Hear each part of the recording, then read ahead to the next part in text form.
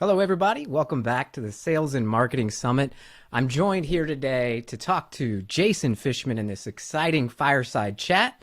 He's with Digital Niche Agency, and we're going to be talking a little bit about something that the freight and logistics industry for a long time has really been focusing on, and that's developing a marketing strategy and using new digital technologies such as content marketing, blogging, white papers, a little bit of advertising in the Google world over on social, and of course the role of knowing your audience and optimizing all of your campaigns by looking back at the data. So Jason, thanks for joining me today, and I'm excited to kick off our little discussion here with you today. Absolutely excited to be here. Thanks for having me on and joining everyone. Looking forward to talking about strategies that produce tangible results using all the tools you just mentioned. That's right. That's what it's all about, and I've always talked to people in marketing that, you really have two schools of thought when it comes to marketing: driving leads and really driving awareness. But in order to do that, you got to put a little bit of thought into it, right? And that's that strategy part. You see a lot of people out here tweeting and TikToking and Snapchatting and doing all these cool new digital marketing things. But if you think about it, it's really those fundamentals that still matter. And those are sometimes shiny objects, but they can be effective if they have the right purpose in your overall strategy. So, when we're out here talking to shippers or we're talking to freight brokers about SONAR, for example, we always want to make sure that we understand who they are and what their problems are.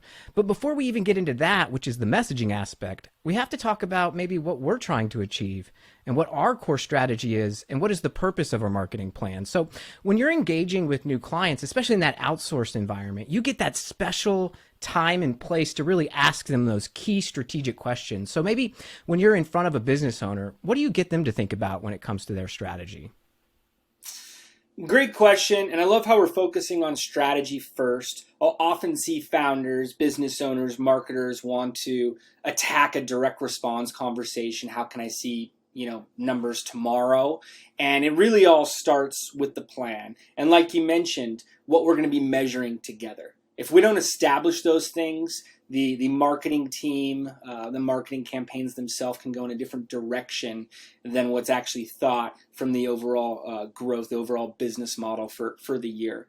So I've built a system called the 8-point marketing plan, written about in Forbes, lead workshops on it. It starts very research heavy. Industry overview and competitor marketing audit are the first two sections. And we always find new items because we're looking for real-time data. What's happening here, today, this week, this month, as it's drastically different than 6 months ago, 18 months ago in most verticals and business plans, marketing plans we see often date that far back. So first, getting a glimpse of what's happening in the industry, what competitors are using to actually drive their performance, their awareness, their leads, their conversions as a whole, and kind of stand on their shoulders of success. They leave clues. So which social channels they're using, which ad platforms they're using, the type of creative and messaging that's getting the most engagement. It's all lined out there, and it's what your target audience are seeing. They're physically getting, engaged, presented with this content on a day-to-day basis. So without having understanding of what's coming across their feeds on their devices, kind of shooting in the dark. So I really like to start the conversation there, build out the framework thereafter, audiences, marketing channels, creative, and speaking into the goals with projections, speaking into the goals with numbers, with algorithms, starting with impressions, streaming to clicks, then to conversions. That way, if something's not working, we could pinpoint where. We don't just throw it out and say, hey, Facebook lead form ads didn't work, Google didn't work, we're moving on a week in, 2 weeks. We could see, hey, they're getting a good click-through rate, but the conversion rate's not there. Maybe we add another landing page. Maybe we add some more frequency in the follow-ups in the email, like you mentioned, and really look to put measurements around the answers that the founders give us in that conversation, as the only way to measure is with numbers. So we want to be able to have some type of gauge on whether we're hitting it or whether we need to make further optimizations from there. Yeah, and I think that's a good first place to start, right? And you may lay out this framework of saying, hey, this channel has this purpose. Our goals in this channel are X, Y, and Z. As an example, when you're talking about the difference of, going after a LinkedIn advertising campaign versus investing in search engine optimization, it doesn't mean you just are stuck doing one or the other. You really just have to step back and really ask yourself, what is the purpose of this channel? And, I've always said that once you've established those purposes, you set the right expectations, right? You can't just say, I'm going to turn on content marketing that is, keyword rich, that is going after these keywords that I want to rank for in Google. And then, as you said, tomorrow start getting results. You really have to start putting all of those elements together, document it, and then we're going to start filling it in with the right messaging. And that's that audience development. And I know both of you and I kind of ascribe to sort of this storytelling B2B aspect of marketing. And largely today, that's done through content, whether that's through blog posts, white papers, case studies. But even in your advertising or your website construction, your audience has to be at the center of anything you do. It's no longer about beating your chest and saying, we're number one or we're the best. People want to know that you have created a business that can solve their problems. And so when you understand and identify those individual audiences, like we did for SONAR, we know that we want to reach freight brokers. We know that we want to reach asset-based and asset-light carriers.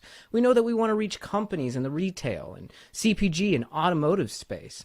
And so we start to really think about and ask ourselves, what are their problems that they're facing day to day in relation to what we offer? And they're trying to reduce cost and find capacity. And so that we develop a bunch of seed words, as I call them, and we do some keyword research, and we have that be our guide from a hierarchical, categorical way in how we put together a content plan. And then we move that into production. And when we speak to their problems, and our website has that information, our ads have that information, our emails have that information, we really start to then get and crack through the noise, because there's so much going out there. And if you're not able to speak with empathy and to their problems and able to add some value to their lives with your solutions, it's really hard to generate leads. So that really gets us, to our next track in this marketing section. We really need to start to understand what is the way today that B2B companies, especially in freight and logistics, are using marketing today to drive leads and awareness. And is marketing a failure if you're not able to, generate inbound leads today? What do you think? Great question. So much to unravel there. Starting with the target audience. I want to start, there, as you mentioned. And I like to break target audiences down to the persona level with, a name, and putting together this fictional individual that encapsulates the whole audience you're going after. So I could say, yeah, Steve would respond to this type of creative. And this is exactly where they go online. This is what they do on the weekends. Here's who influences them in their life. Here are their peers where they get, buying decisions from as well for their business. And that really starts to bring everything to life for me. It starts being far more clear in the channels, the frequency, the messaging, all of the factors that are going to actually convert Steve.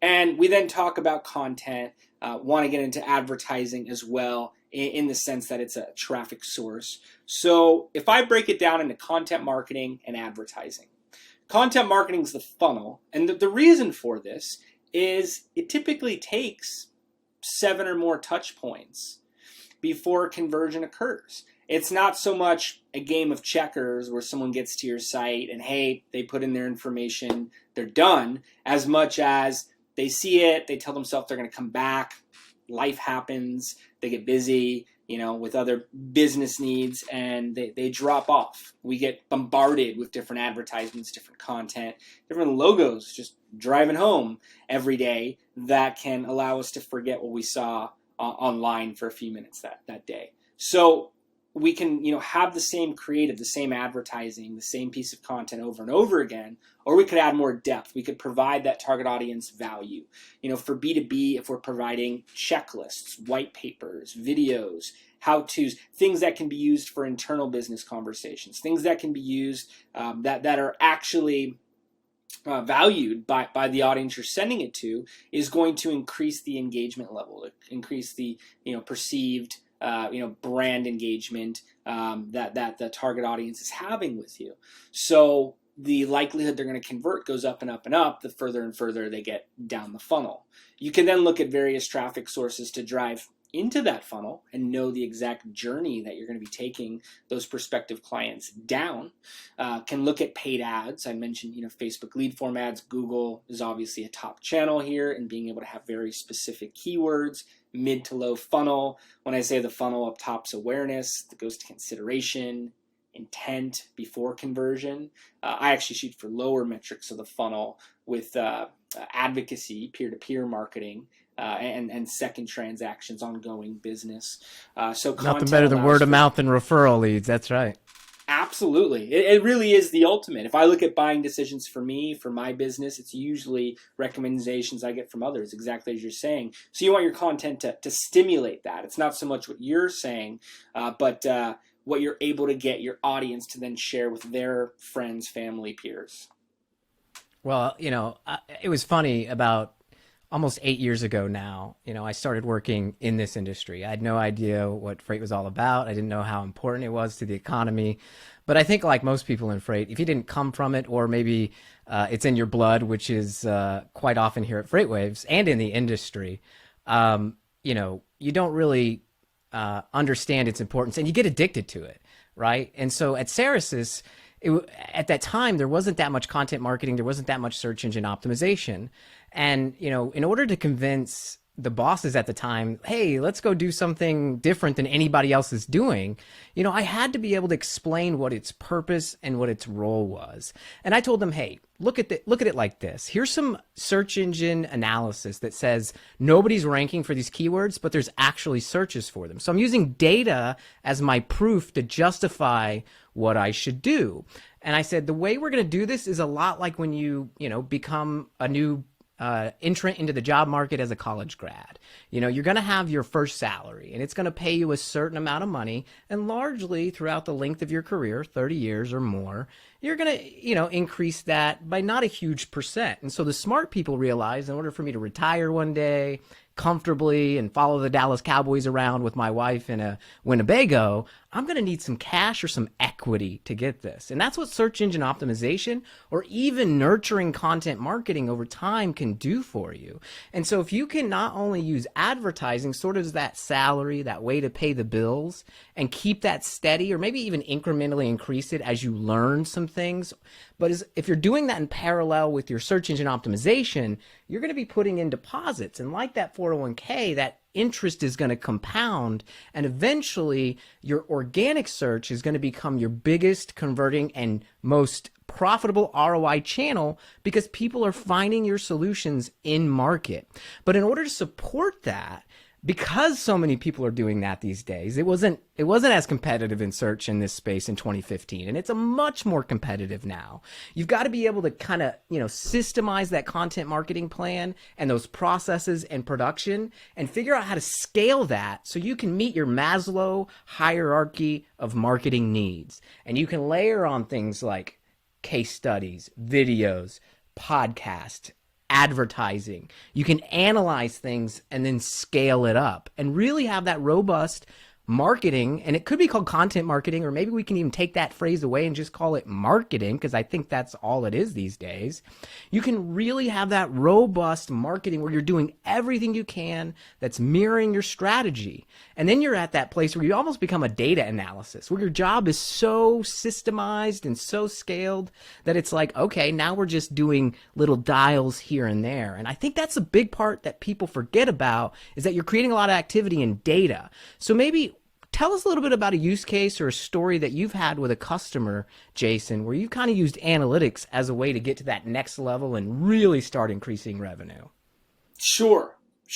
And Adam, great breakdowns. Hearing about deposits, the hierarchy of needs, not references I use on a day-to-day basis, and I'm going to be quoting you on that because of how important it is. And looking at the timelines it takes to rank on organic search, being able to have a visibility there with paid search right away, what that means long term, being able to have a strong foundation. And yeah, for our clients, we're generally working with 40 to 50 at a time, over 400 to date. We have to rely on the analytics to determine what to do next, or even just to continue at that, in the sense of anything that hasn't been proven with the reports is really just a test. It's really just an assumption. It's really just what we want to try out first. Until it's validated in those metrics, until we're able to see the conversions, it's really just a hypothesis that we're rolling out. So I've had clients running on display advertising networks where we'll start with a wide range of websites. And you'd think, hey, industry specific websites, let's just list those out. Let's build a white list. We only want to advertise on those sites. And in some cases that works. In other cases, we've seen putting that wider net and then optimizing towards pockets of performance can show us results that we never thought were possible.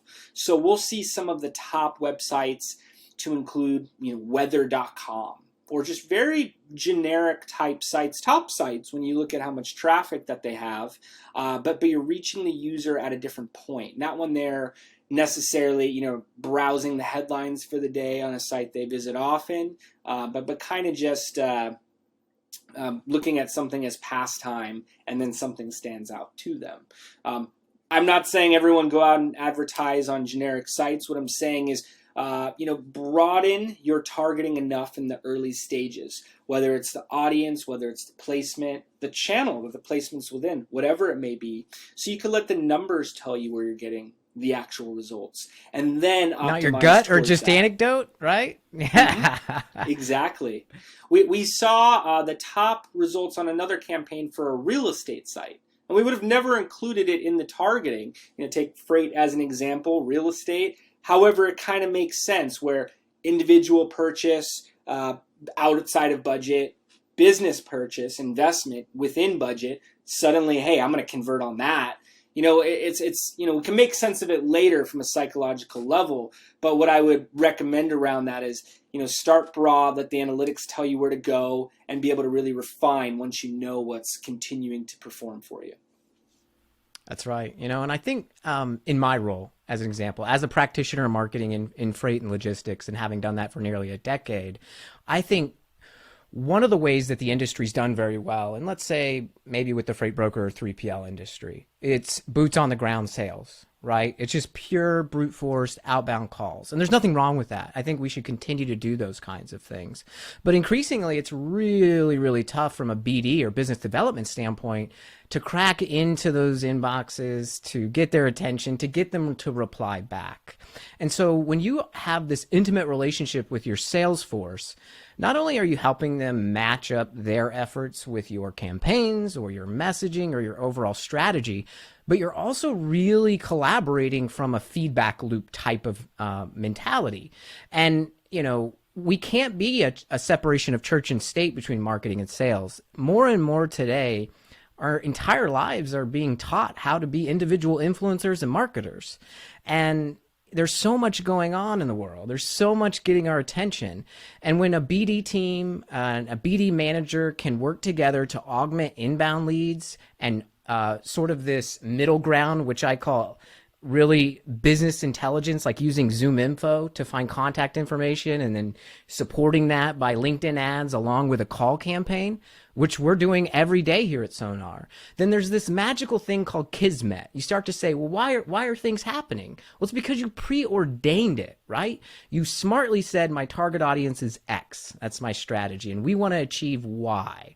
They care about A, B, and C. I'm putting ads to target those specific companies and by their job title in LinkedIn. I'm creating collateral and different funnel parts of the funnel content to speak to them. I'm telling my BD team, here's the list of Zoom info contacts, and you're going to cold call them. And something happens when you go after that with that concerted collaborative effort, we start to get results, and you're like, well, why do we have so many carriers now as customers? It's because you thought through it and you really worked together to make it happen. And so, Jason, I think we went through the whole marketing gamut here in a short period of time. I want to thank you for joining us today for this great fireside chat at the Sales and Marketing Summit here brought by FreightWaves. And our audience really appreciates your outsider insights to help some of our inside the industry freight and logistics folks achieve a little bit more with their marketing. My pleasure. Love talking marketing. Welcome a warm chat anytime. And love the ideas you're putting out there. Thanks so much.